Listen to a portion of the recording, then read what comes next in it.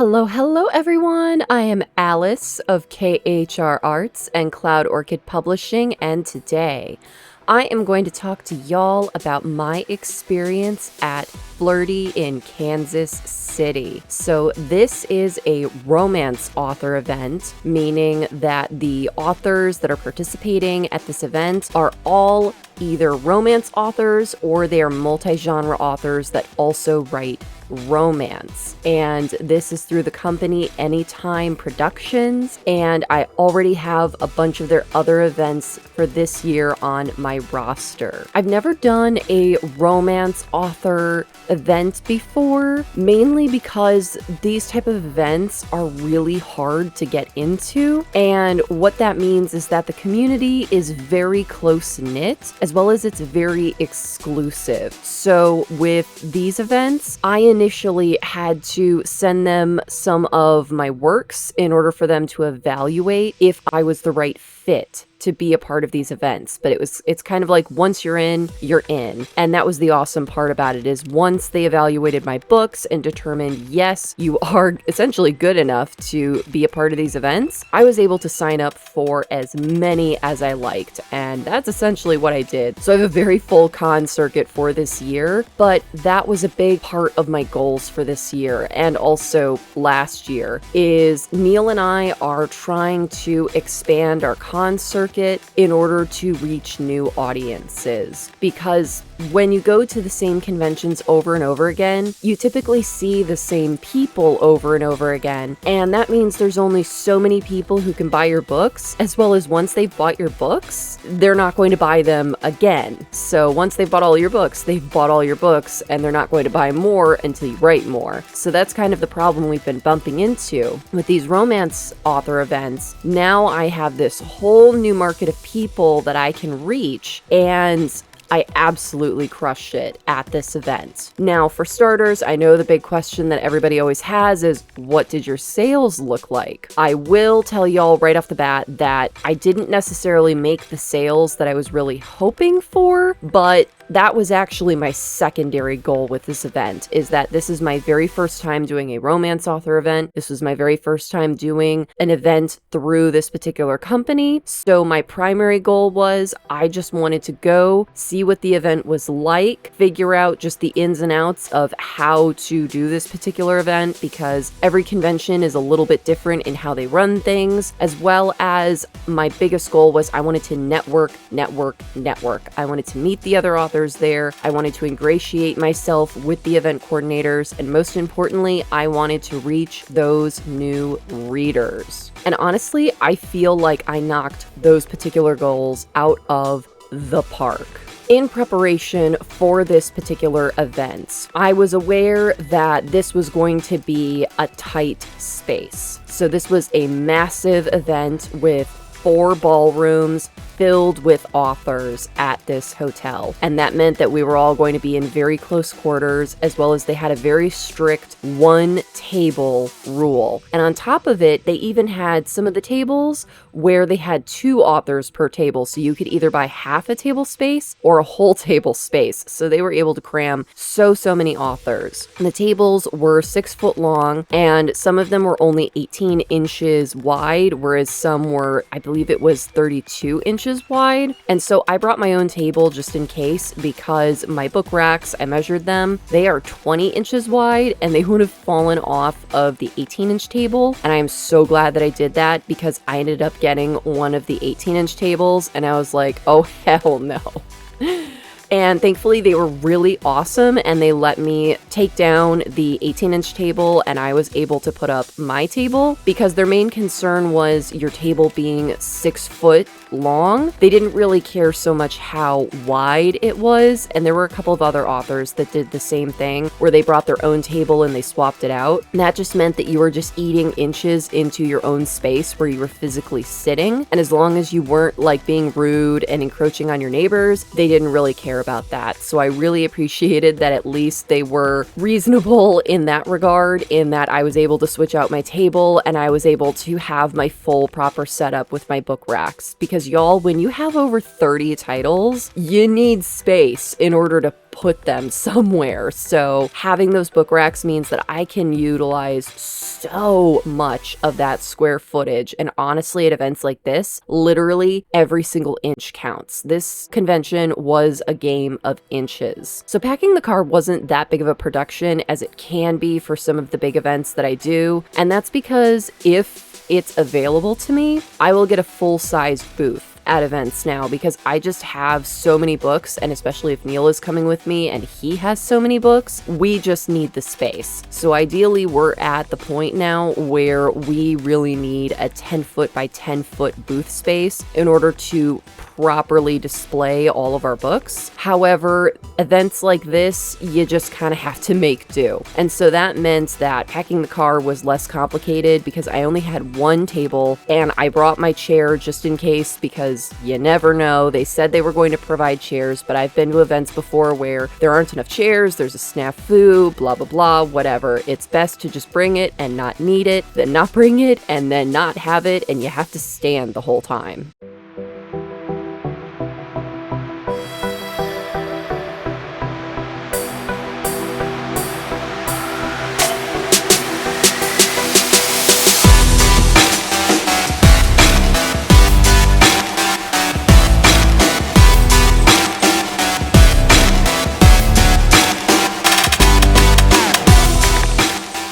Speaking of standing the whole time, that is actually what I ended up doing at this event, and I was honestly shocked by it, and here's the reason why. So they sent out this amazing itinerary right before the event telling us what time load-in was, what time we were allowed to start packing up, and just all the different ins and outs of how to check in and where everything was, just all that good stuff. They were so organized, and I absolutely love that about this event. I'll get into that a little bit more in a bit, but for the standing up part, they did say in the itinerary they strongly recommended that authors stand because it makes you more approachable, it encourages people to come over to your booth. And I mean, yes, that is definitely being a vendor at conventions 101, is that people are more likely to approach you if you're standing or you're sitting. Unfortunately, due to my physical disability, it is really hard for me now to stand for long periods of time like that. And y'all, I was in so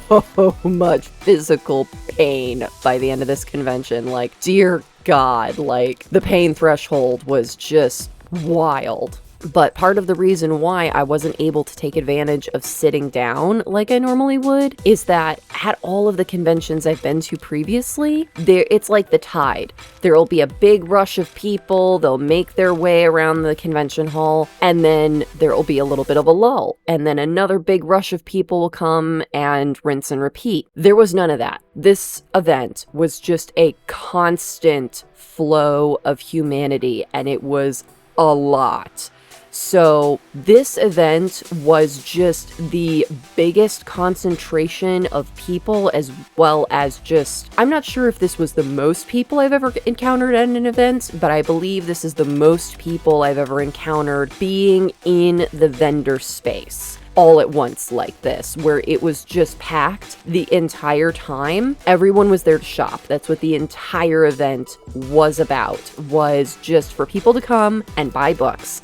And that was it. There were no panels, there were no events, there was no other stuff to do. It was literally just come and buy books, the end. And that was also part of why I was really excited about signing up for these events, is that while it's really great to also do panels and events and things at conventions in order to better connect with your audience and they can learn a little bit about who you are and learn about your works, but it's also really great to have an event where literally the entire point of it is either buy stuff or leave.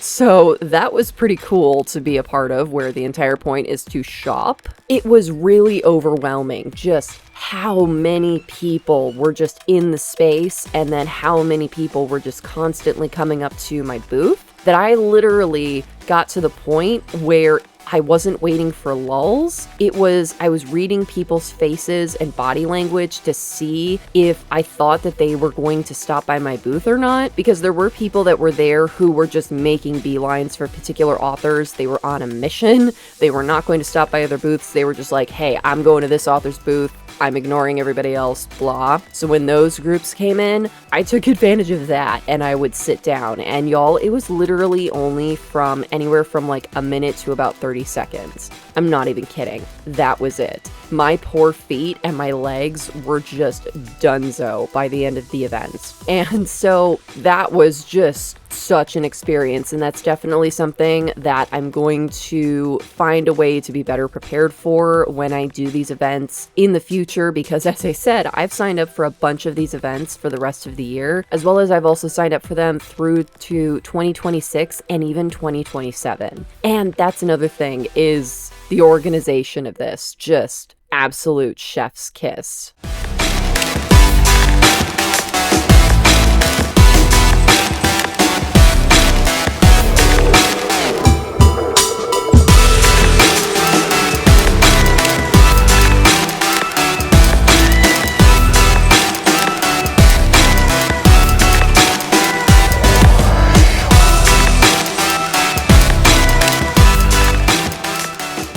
So this event was so incredibly organized, just from start to finish. So the fact that they have these events where you can sign up for them so far in advance is absolutely incredible. And I really love that, in that it's very much that idea of set it and forget it, which is really important for con circuits, because when you find events that you really like going to, you just want to kind of get on that auto sign up and just be like, yeah, I'm doing this event every year, sign me up, the end. So that you don't have to wait for, oh, when's the announcement coming that you can sign up for it, and then the mad rush to sign up and worrying about, are you going to be able to get into the event? Did you sign up early enough?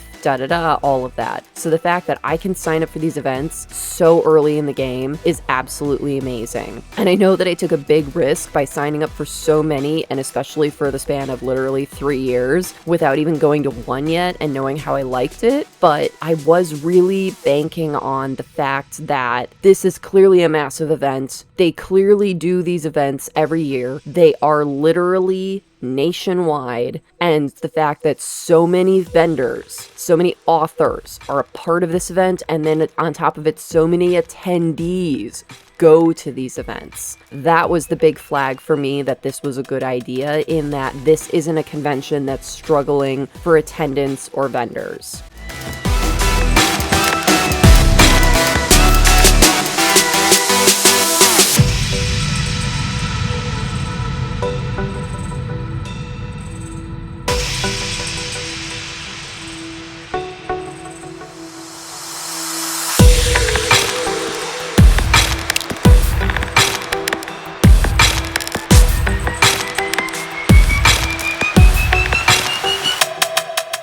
So that's an amazing level of organization. And once you sign up for an event and they accept you for it, then you get to join 2 different Facebook groups. So they have a public Facebook group that is for all of the authors and all of the attendees, so that you can interact with everybody, hype yourself up, showcase your books, reach out to your readers, let them know that you're going to be there, as well as it's also for the organizers of the event to be able to make announcements and let you know about stuff about the event, different details coming up, all that good stuff. They also add you as an author to a private Facebook group that is just for the organizers and the authors, and this is for a lot of the nitty-gritty planning. So this is for them to make all of the announcements that only have to do with the authors. So like different details about the ballrooms, things about, where your table is going to be on the map, all that good stuff. As well as it's for you to connect with the other authors, to get advice about stuff, to reach out and get help about stuff. And y'all, this is like the best response time I've ever had with event coordinators. The fact that I could ask a question about something and they would literally answer it like within the hour is bonkers. I have never experienced that with any other event that I've ever done. So the fact that they are so responsive and they really take care of the authors at the event is just so telling about how well organized this event is, and just how good of a job they do making sure that this event is a success. It was also super organized in that this hotel was really, in the grand scheme of things, not a large space. So unfortunately, they only had one elevator bank of 3 elevators, and that was for the entire hotel. If they had a service elevator or a freight elevator, they didn't allow us to use it. So we had to compete with all of the other groups of people that were at the hotel in order to get on the elevators and do everything that we needed to do. The other problem with this is the fact that the ballrooms were on the 2nd floor of the hotel. So we had to use the elevators because unfortunately they didn't have a ramp up to the ballroom, which honestly they really should have. That would have just made so much more sense. They had a staircase. And so we had literally hundreds of authors competing for these 3 elevators with all of their crap. So all of those carts and dollies and all those things just piled high with books and all of their display stuff, just all of that, all waiting in line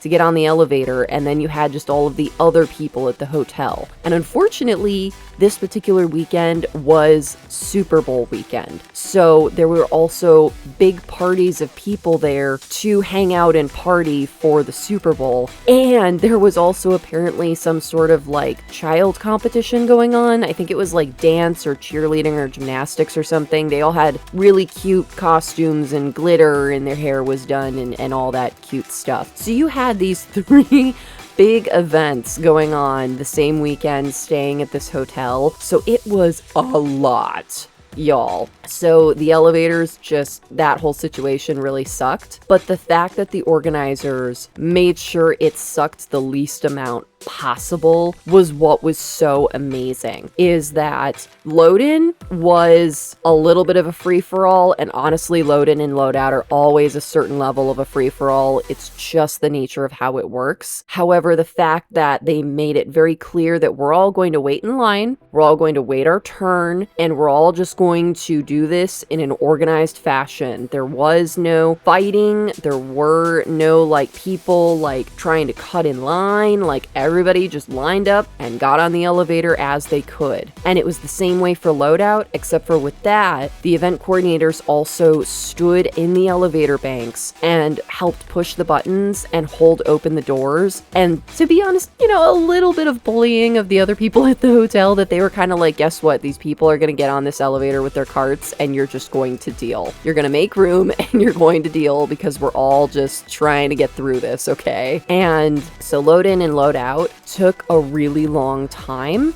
but it was done in such an organized fashion that honestly, I'm so glad that they took that extra time and effort to make sure that it wasn't just an absolute chaotic frenzy, because it absolutely could have been. And while there were a few people that did make it a little bit chaotic, so again, with that staircase, there were some people that chose to brave the staircase, y'all. So it was a little bit terrifying to watch these people attempt to take their carts, well, piled high with stuff, down those stairs. And thankfully, from what I saw, there weren't any spills or injuries. But oh my goodness, was it nerve-wracking watching those people try to drag those carts down those stairs. It was so scary. I do not recommend. Like, if you're in a situation like this, literally just wait in line. Just wait in line. The high risk of hurting yourself, of breaking your cart, of damaging your stuff, of getting yelled at by the hotel, of hurting someone else, like just don't. Just do not do that. Just stand there, wait in line. It won't kill you to wait in line, honestly.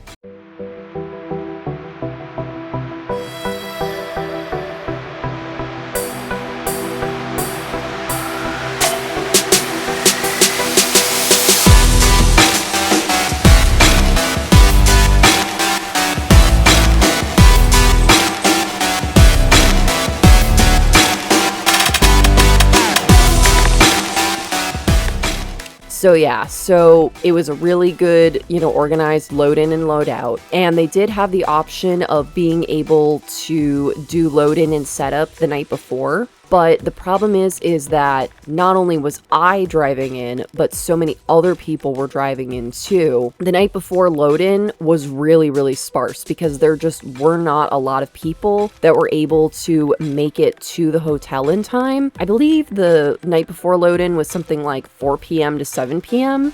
something like that. There just weren't enough people that made it there. I personally made it there at 6 o'clock, and I was able to get one cart full of stuff out of my car and able to set up, and I only had about like 30 minutes to do it just because I had to check into the hotel, and then I had to check in with the people and find out which ballroom I was in, and then go back to my car, load up my cart, and by the time that I did all that and got back to my ballroom, it was already 6:30. So I did not have a lot of time to set up anything, but even so, just that little bit of time that I did take, I was able to get my table switched out, I was able to get my tablecloths on, I was able to get the book racks set up. So then the next day, all it was getting all the books to the booth and getting all of that set up. Unfortunately, I also had to bring all of my stuff with me to the booth. So I only reserved the hotel just for the Friday to the Saturday. I did not reserve my hotel for the extra to Sunday. So I had to check out before the event started, and I had to bring all my stuff with me to the booth because they kept saying over and over again, do not leave stuff in your car. Your car will get broken into. So I had to have all of my crap with me at the booth. So it just looked very, very silly. I just had like my suitcase and just like all of my bags and stuff behind the booth with me, and I just had this teeny tiny little space to stand, and I had to position my chair where like I didn't move my chair at all. I just kind of like sat down, and then when people would come by, I would, you know, stand up. It was a very tiny space. Like I said, y'all, this event was a game of inches.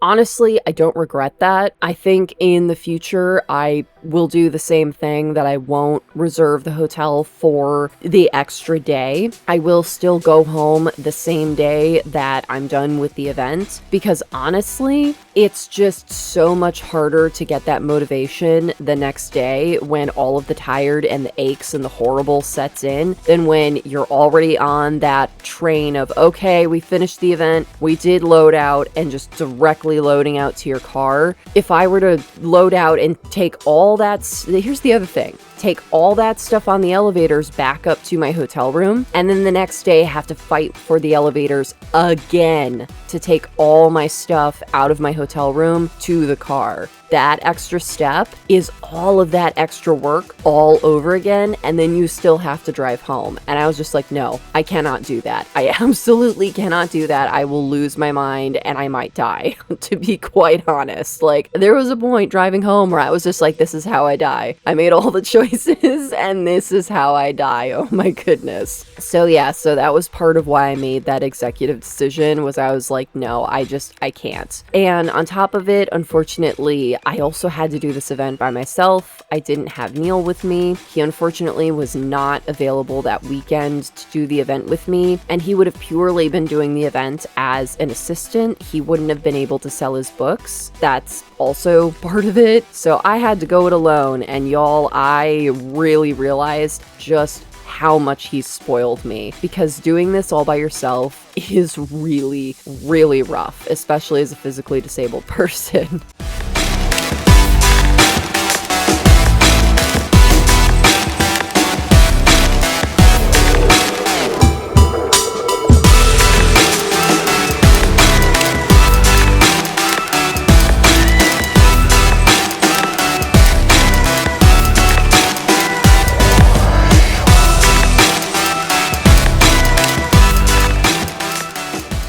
So for those of y'all that don't know, I have what's called a dynamic disability. So this means that I have good days and I have bad days. And my specific disability is I have hip dysplasia, as well as I'm waiting to see a specialist about getting a proper diagnosis for EDS. And that is a degenerative joint disability where basically the collagen in your joints, like, just doesn't work right and it starts breaking down. The symptoms are hypermobility, and your skin, like it does this weird thing where you can pull on your skin. It has like way too much elasticity. It's kind of creepy, to be honest. When I showed it to my doctor, he was like, oh my God, that is not normal. Please stop. There are other symptoms as well, and I also highly suspect that that's part of the reasoning behind my heart condition. I mean, a big part of my heart condition is I just destroyed my body with overdosing on caffeine for so many years and not sleeping, but I do believe my underlying condition is what really pushed it over the top, because having EDS means you also typically have a heart condition. Having all that means that doing this kind of really hard physical labor is even harder for you. So standing for long periods of time, walking around like this, carrying heavy stuff is really hard on my body, specifically my joints. And the following Sunday when I got home, y'all, I felt like I got run over by a train. It was rough. It was so rough. I was in just a massive amount of pain, and I took my sweet time putting everything away and showering and decompressing and all that. It was rough. So I'm just so grateful that I have such an amazing supportive partner like Neil, that I would say about 80% of the events that I'm a part of, he comes with me, whether to sell his books alongside me or literally just to be an assistant and help me. I am so spoiled and I am so grateful for it.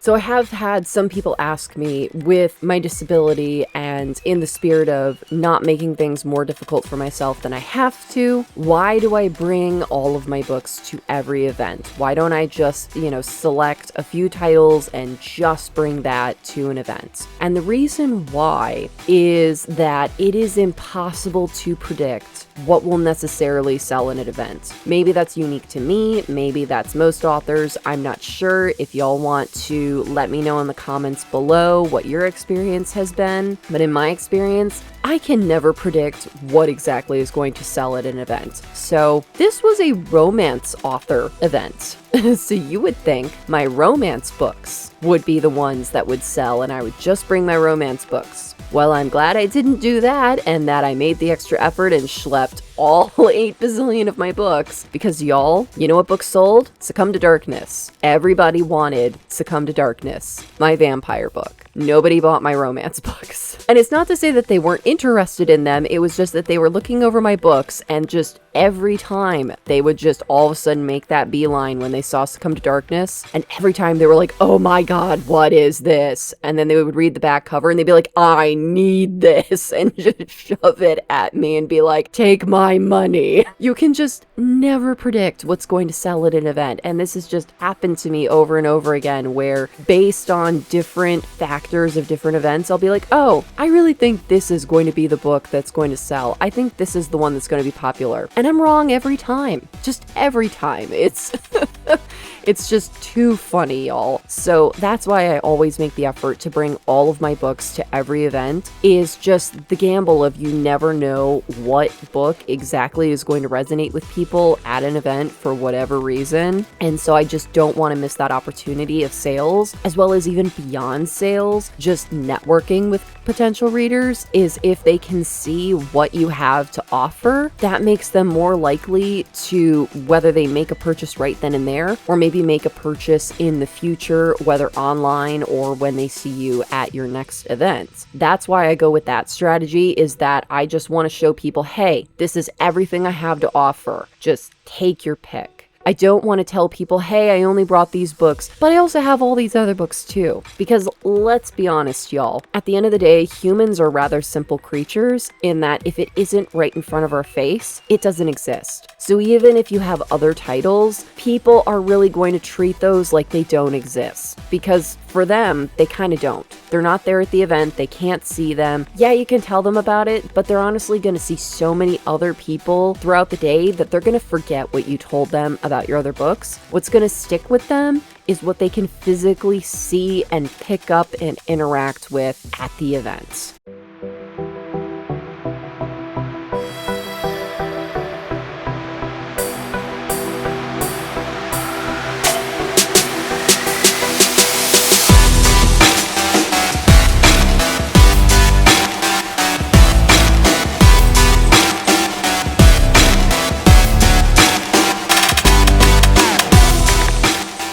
And that's why it's also so important that even if your books are exclusively ebooks for whatever reason, to make sure that you bring at least a few physical copies to an event for people to interact with. So, maybe you have the QR code right there so that people can make the purchases, but at least have the physical book for people to be able to look at it in, put a sticker on it that says not for sale, whatever have you. But having that physical interaction is crucial to be able to connect with your readers and potentially make that sale. That being said, that was a big issue that was widespread across this event that I honestly was kind of shocked by. It was all across the board. It was newbie authors. It was, people that have clearly done this event many times. And I was just shocked by this because it's just a very 101 thing, is that people were buying their books to sell like at the last minute. And then they were shocked when the books didn't arrive in time for the event. So I can understand when you have like a new release that comes out, and unfortunately with the timing, the copies just don't make it for that particular event. And there were a couple of authors that had that, and that's a completely different situation, and it really sucks, but there's really nothing you can do about it. But there were other authors where it's just, these are their books. They've been out for however long, and they just chose to buy their book inventory essentially at the last minute and hope that it was going to get there on time, and some even wasted money on expediting the shipping, and then they still didn't make it there. And it's just such an easy mistake that just does not need to happen. And I understand that everybody has different financial situations, but the thing is that planning in advance, it's that idea of measure twice, cut once, is just have your book inventory just hanging out at all times. Just always have book inventory in your home, because y'all, books don't go bad. They can just sit there. They can sit there for a month. They can sit there for a year. I literally have an entire wall of just all these bins full of my books, just to have inventory to be able to take with me to events. And then after every event, I always do inventory where I compare, okay, this is what I sold, this is how much I have on hand, and then I immediately after that event order more books if I need to. So I don't necessarily order more books every single time that I order books. And the reason for this is because that would just get really expensive, and it's just a lot of times not very necessary. So let's say I do an event and I do really poorly and I only sell one book. I'm not going to go out of my way to order one book, because the breakdown on cost with the cost of that one book, and then on top of it added the cost of just shipping that one book, is just not economical. And then when you're wasting money on also expediting shipping to try to get them somewhere on time, that adds so much more cost into your books and really eats into your profits. So it's just better to just do it so far in advance that you just have inventory laying around, and then you can just bring whatever you need to the event. In my case, I bring everything because that's just the kind of person I am, and I don't have a ton of inventory hanging out either. So on average, I have about between 5 and 10 copies of every single one of my books. And I'll be honest, I have never sold out of a book at an event. I have come very close a few times where I've only had 1 or 2 copies of a book by the end of an event, but I have never completely sold out of an entire copy of book at an event. And a big part of that is simply because I just have so many books to offer that there are so many choices that many times people will, a few of these books will sell, a few of those books will sell, and da-da-da. Just the opportunities for sales means that I'm less likely to sell out of particular copies for books. I will will definitely increase my inventory as sales grow. So if I do start seeing that particular book start selling out regularly at events, I'll just plan ahead in the future and make sure that I have, whether it's 15 or 20 copies of that book going into that event in the future. And so having that kind of planning and seeing at what level of inventory do you need based on how much do you on average sell at events, just have that laying around. So I wait until, okay, I have 10 copies on hand and I sell 2 at this event and then I sell 1 at that event and da-da-da. I wait until it gets to be about 5 or 6 copies. Then that's when I'm like, okay, I'm going to put an order in, because then by that time I've sold, X amount of copies of other books across the board. So then the shipping makes sense. The cost of the shipping, when you break it down by how many books you're ordering, then that cost goes so much further down and doesn't eat into your profits. So playing that balance of making sure you have enough book inventory, but you're also not wasting all that money on shipping for no reason.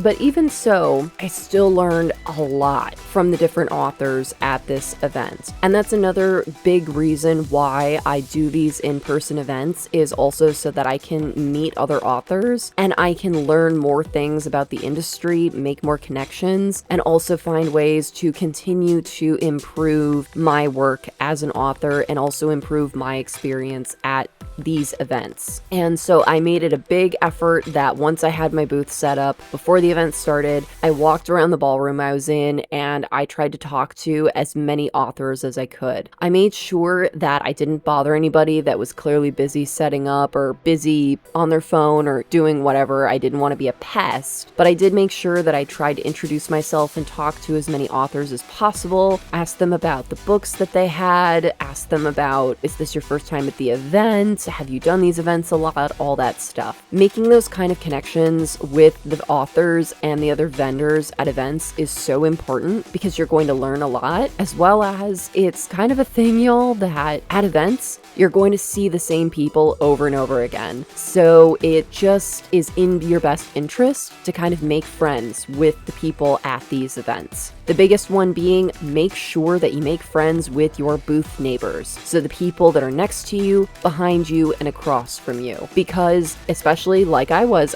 by myself, and thankfully I had a booth neighbor who was very kind and watched my booth for me while I had to leave and go to the bathroom, because this event was so busy. Again, there was no lull for me to just run off to the bathroom and come back. I just needed somebody to just look at my booth and make sure nobody decided to get sticky fingers all of a sudden or anything. That's all I needed. And being able to reach out to your booth neighbors and ask them to help you with things is so important at events. And also make sure that you reciprocate. If someone asks you for help, make sure that you're ready to also give that help. Because if people notice that you only take, and you don't give, people are not going to help you anymore. So make sure that it's a two-way street and you're also helping where you can too. So when I was introducing myself to these different authors and learning about them, I also learned some new things that I'm going to think about utilizing in the future with my projects. I'm not quite sure how I want to utilize this yet, how I want to go about it, but I'm really excited about it. So it's kind of like, I don't know why this didn't occur to me, but also it's just such a new and unusual trend, in that with the rise of Bookstagram and Book Talk and just reading making a comeback in a big way with Gen Z and Gen Alpha,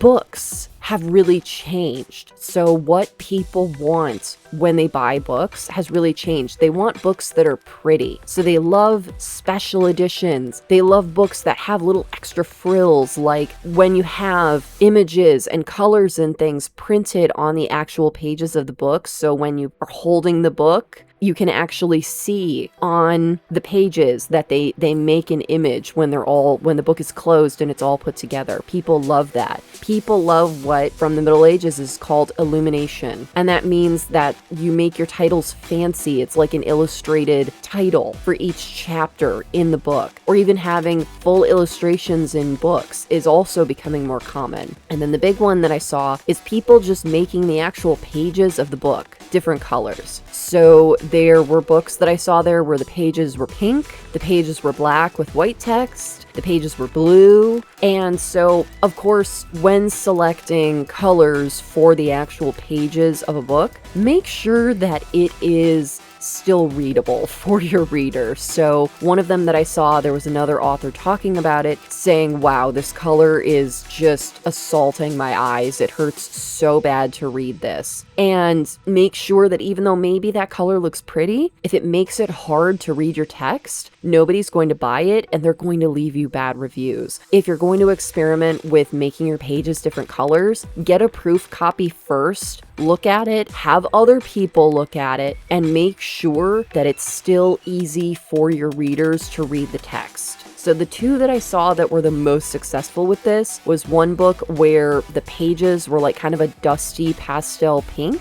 and the text was black. And then in another one, the pages were all black, which was really cool. And then the text was white. Those were the two most easy to read ones that I saw. Obviously, I'm sure there are other colors that you can do as well. Just make sure that you're not using really bright colors, because especially that's also triggering for people who suffer from migraines, as well as just hard to look at for a long period of time. I'm going to be taking that into consideration in the future is, obviously I'm not going to change my existing books because that's just a lot of effort to ask of myself, as well as I'd have to ask Brian to dig out the files that we have and change them, and that's just a lot of effort that we really don't need to do. But with my books going forward, it is something that I want to consider is, do I want to maybe have a run of special edition where they come in a different color? And then also with having these fancy illuminated chapter titles, do I want to design a graphic for those chapter titles? Do I want to have like a fun graphic that breaks up different chapters and things like that? So just really having fun with that. And then on top of it, I also saw another author that had kind of like a watermark style image on their pages too, with the text overlaid over it. And again, that's something you have to be careful with, because you don't want the image to compete with the text and make it difficult to read or distracting. But it was also something that was really cool and something I'm going to really think about in the future. And I'm really lucky in that I am an accomplished artist where I am capable of making my own art if I need to. But then also I have other artist friends that I can reach out to if I'm looking for a particular look,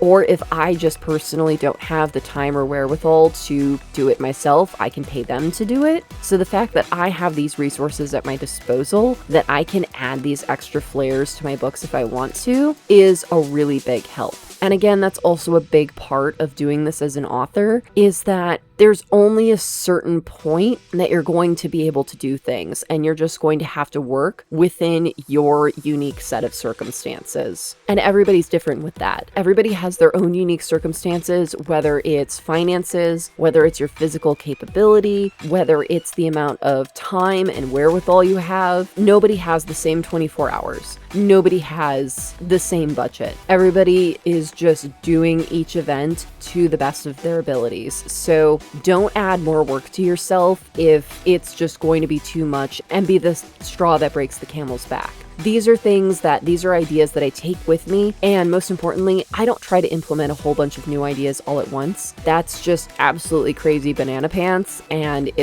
I highly don't recommend doing that. Do not add a whole bunch of different ideas all at once, because it's going to stress you out and you're going to end up doing all of them likely poorly. I like to pick one new thing at a time to really explore and make sure that I really utilize it in the way that suits me best before adding on another another new idea. The two new ideas that I've really been focusing on for this year is one, doing these new events and reaching these new audiences, as well as I've also been doing research on just how to better utilize Amazon ads for my books, because I've tried using them in the past and I've just gotten absolutely zero traction from them. Like literally, I've done 10 Amazon ads in the past like year and a half and I only sold one book from them, and that was it. And thankfully I didn't really waste all that much money because it's very much based on clicks. So if people don't click on stuff, you don't pay for anything. So the ad would run and just literally nothing would happen and I would just pay for nothing. And I've recently finally figured out how they work. So I'm kind of at, I guess you would say, like the base level for how the ads work. And for right now, that's kind of all I need, and I'll evolve as I learn more. But I'm finally getting Amazon ads to actually create some traction, and I'm finally seeing some sales based on those ads, so hooray for that.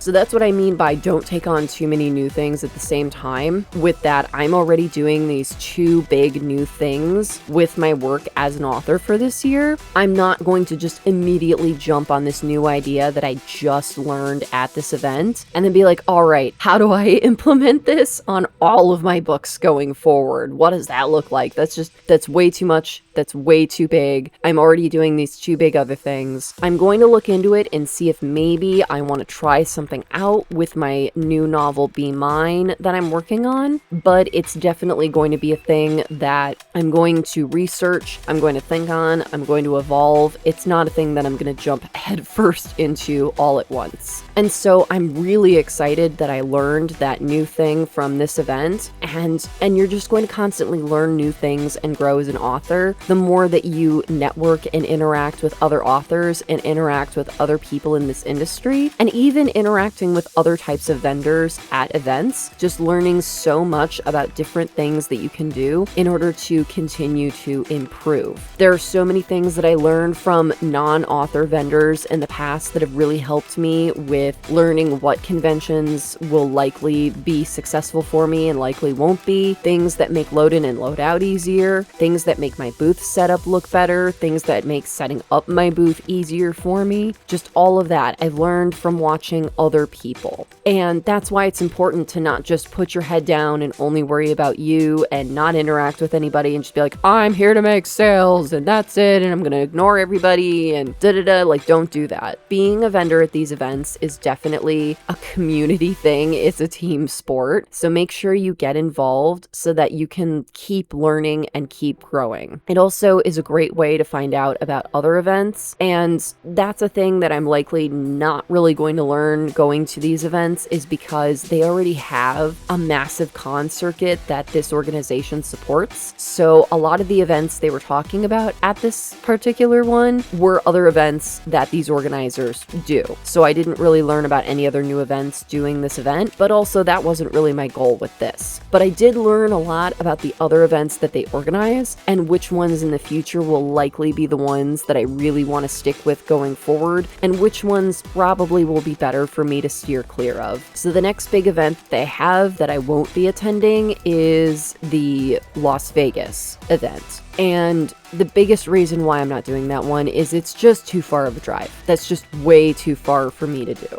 I already had to drive 8 hours driving from Chicago to Kansas City. And even though GPS said it was only about 7 hours and change, you also have to factor in stopping to pee, to have a bite to eat, maybe pull over for a minute because you're feeling really tired, you're getting road hypnosis, all that kind of stuff. It's going to take longer than what the GPS GPS literally says, because that GPS is only basing it on if you just drive and you don't stop. And we're human and we're going to make stops. So I ended up driving for a little over 8 hours each way. That is a lot to ask of a human. And I did it all in one go. I did make pee breaks and food breaks and stuff, but I didn't break up the trip in that I didn't drive and then get a hotel room and sleep and then drive some more. Like, I drove it straight through. And driving from Chicago to Las Vegas is so much further than driving to Kansas City. First of all, there's no way to make that drive in one go. I have driven from sea to shining sea from my modeling tours back in the day, and Las Vegas was one of my stops on my out west tour, and I always broke it up with stopping in Omaha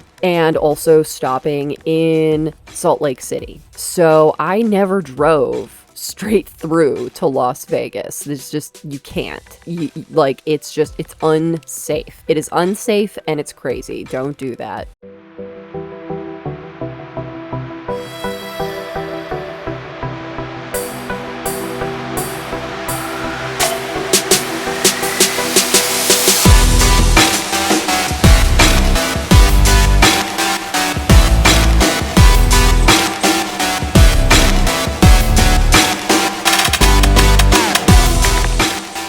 And so knowing my limits, I know that that's an event that I'm just not going to be able to do. It's just too far out there. It's just too much to ask of me. And there were some authors that did fly to the event and are also going to fly to Las Vegas. And here's the thing, is then that is the same thing as the people who are ordering their book inventory at the last minute and hoping that it gets there. These are people that either only bring a little bit of inventory with them and only bring whatever they can shove into their suitcase, which means that you're going to have to pay a premium for having a very heavy suitcase, or they rely on having their books shipped to the hotel. And then again, you're relying on them getting there on time, and also having to deal with, will the hotel be willing to deal with you shipping a package to them? Because some hotels don't really do that. So just adding those extra stress factors to yourself is a gamble. It's a gamble, and some people are willing to take that, and they have their own reasons for doing that. But that's something I'm never going to do. I'm never going to do an event where I have to fly and I have to rely on my books being shipped there. It's just too much of a risk, and also the cost is astronomical, y'all. It costs so much more to buy a plane ticket and to pay for books to be shipped, because books are heavy, so shipping is expensive, than just taking it on the chin and driving and the cost of gas. It's no contest which one is cheaper to do. It's just more sweat equity, is you shoving all the stuff in your car and you making the effort to transport you and your stuff to the event. That also limits the radius of the locations that I can do for these events. And I mean, maybe in the future I will get to the point where I can do tours the way I used to do back in my modeling days, where we do a con circuit of, we go to this city and then we drive out to this city and then we drive out to that city, and it's like, a whole multi-week thing. Maybe someday I do get to that point, but honestly, in the right now, in the near future, that is not going to be a thing. It's just not feasible, but never know where things can lead.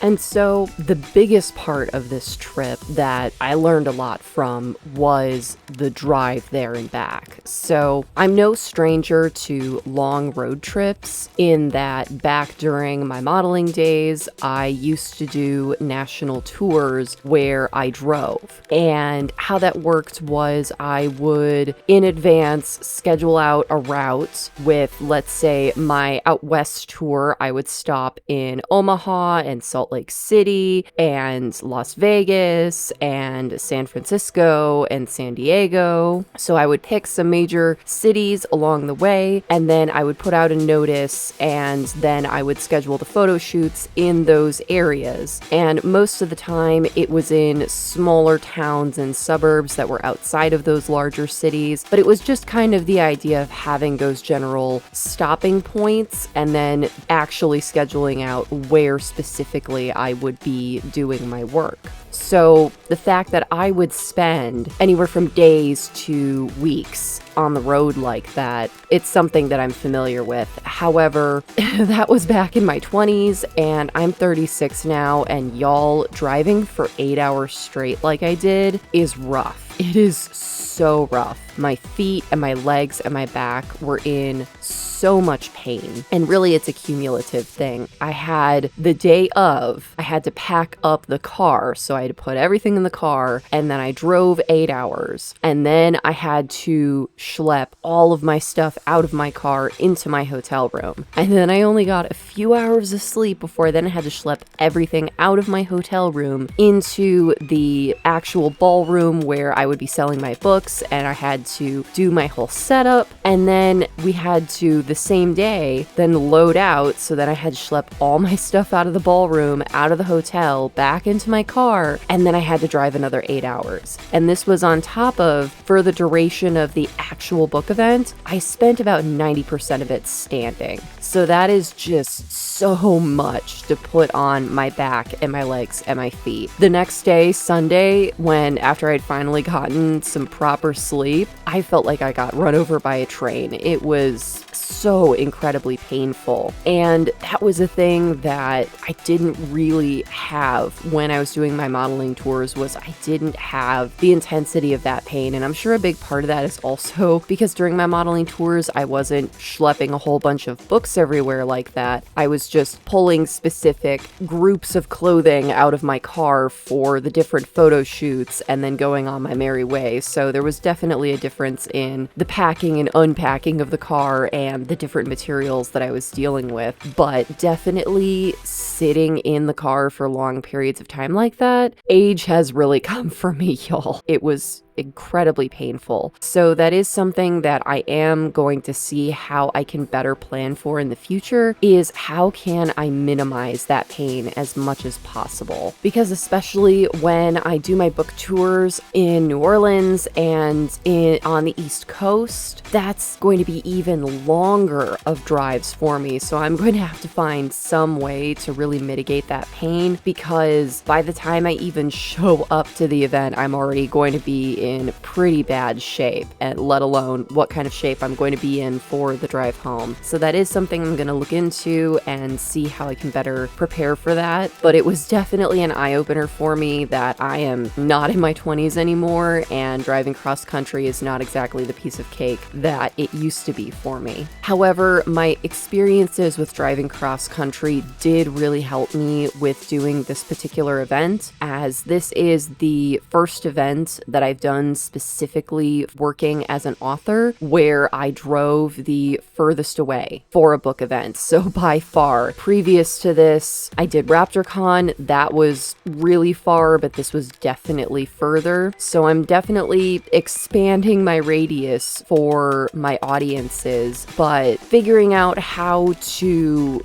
do those 8 hours of driving and keeping my sanity, staying hydrated, making sure I have enough food, just all of that preparation is stuff that I learned from doing my modeling tours. And one of the strategies that I do that helps not just with the drive, but also once I arrive at the actual convention itself, is I have a collection of reusable water bottles, and I fill them all up before I leave, and then I have them all in the front seat with me. Now, I know that might sound a little bit weird, but having all of that water on hand is really helpful, because even though you want to make sure that you don't drink too much while you're driving so that you don't have to constantly stop for pee breaks, you do need to make sure that you do stay hydrated, because especially the more tired you are, the easier it will be for you to pass out, as well as it can also lead to road hypnosis. So making sure that you're able to stay hydrated throughout the drive is really super helpful. And the same technique that I learned from my modeling days in order to stay hydrated without having to take a lot of pee breaks, for me anyway, is that I take small sips frequently throughout the drive. So I'm not like all of a sudden like, oh, I'm so incredibly thirsty and I'm just going to absolutely guzzle this water all at once. Instead, I just take small sips frequently the entire time that I drive. And by doing that, I'm staying hydrated, but I'm also not having the water move super quickly through my body so that I'm able to take fewer pee breaks, which means that you get to the location faster because you're not having to stop as often. It's also important to bring your own water to conventions like this because it's not guaranteed that they'll provide water. So while a lot of conventions, especially if they take place in a hotel, will provide water, where a lot of times the hotel will have like big water jugs that you can fill up cups from right outside wherever you are as a vendor, whether it's a dealer's hall or a ballroom or whatever. However, I have done conventions before where for whatever reason they didn't provide water. So it's always good to be sure to have your own water on hand so that you're not caught with zero water to drink and then extremely dehydrated after doing so much physical labor, whether it's all day or for an entire weekend. And you can't always trust the tap water depending on what location you go to. So you also want to plan in advance to bring your own water, because if for whatever reason the hotel doesn't provide the water or you find that you've run out of water, I've even been to conventions where the hotel did provide water but the water ran out and then people had to resort to filling up from the tap, and sometimes that can make you sick. And you really want to mitigate your risk for getting sick, because honestly going to conventions is like sitting in a petri dish, just being around that many people, and you're already going to not get enough sleep. You're going to be very tired. You're going to be asking a lot of your body. And if you don't eat properly and you're not properly hydrated, you're just adding to the risk of you potentially getting sick. So I always make sure that I stay hydrated at the events so that I can help ensure that I'm going to likely be healthier once I leave the convention. In fact, I actually just ordered a new tumbler from my favorite coffee company, Bones Coffee Company. It's so fantastic. I'm going to be creating a video of the unboxing later, but it is a black tumbler and it's stainless steel, and I can't wait to use it. It's going to be so awesome, and having large water bottles like that to be able to take on these events just is such a big help, because with this particular one, I just barely had enough water to get me through the whole weekend, and that was largely because I really rationed the water too. And so having another reusable water bottle, especially a really big one that holds a lot of water, is going to be a really big help, especially with these longer drives that I do have coming up in the near future. Another strategy that I picked up from my modeling days with doing long road trips like this is that I make sure that my diet is still as consistent as possible when I do these trips, and also when I go to conventions. Is I do my best to make sure that I really don't change what I eat from what I normally eat in my daily life. Doing that will really help to, one, make sure that you don't get sick because your body isn't all of a sudden having to deal with a lot of new and different things that you don't normally do, as well as it can also help prevent bloating and gas and diarrhea. And those are all very important things to avoid when you're going to have to be in the car for a long period of time, as well as when you're working at a convention. Those are things that are just going to make you have an absolutely miserable experience and cause a lot of problems for you. So one of the things that I do is that when I'm on the road, I do my best to try to plan out my route with the search along route part of the Maps app, and I will look for Chipotle specifically. And the reason for that is because what I get when I eat food at Chipotle is very similar to what I eat on a regular basis for food in general. Is I eat a lot of rice,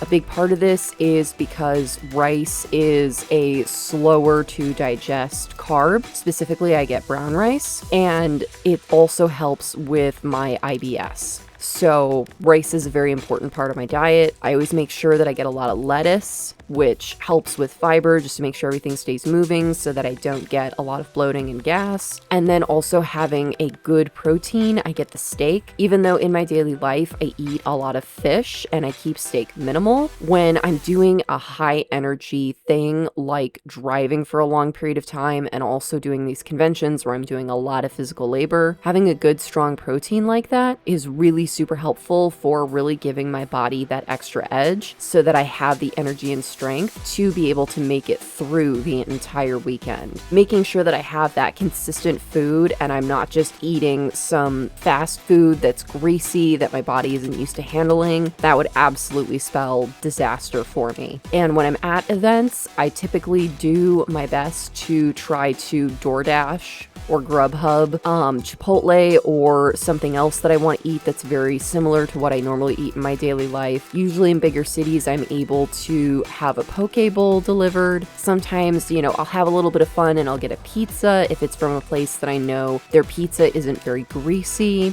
but I try to do my best to make sure that I find something that's pretty comparable. And unfortunately, depending on the location, I'm not always able to do that, especially if it's in a location that's not as urban of an area. And in those cases, I do try to see what offerings the hotel restaurant might have. And so that's what I did the night that I stayed in Kansas City at the hotel the night before the event, is I went to the hotel restaurant because I heard whisperings from the other authors that there just really wasn't any good food in the area that they could have delivered to the hotel, especially that late, that most everything was closed because around that time it was about 9 o'clock at night. So I ended up getting fish and chips from the hotel restaurant. And while it was a little bit of a greasy food that normally I would try to avoid, at least it was fish and it was good carbs. So it was something that was pretty familiar to my body and I made it pretty okay through the weekend with that. Overall, this was an incredibly successful event. I learned so much for these types of events going forward. My next big event through Anytime Productions is Getting Witchy with It in New Orleans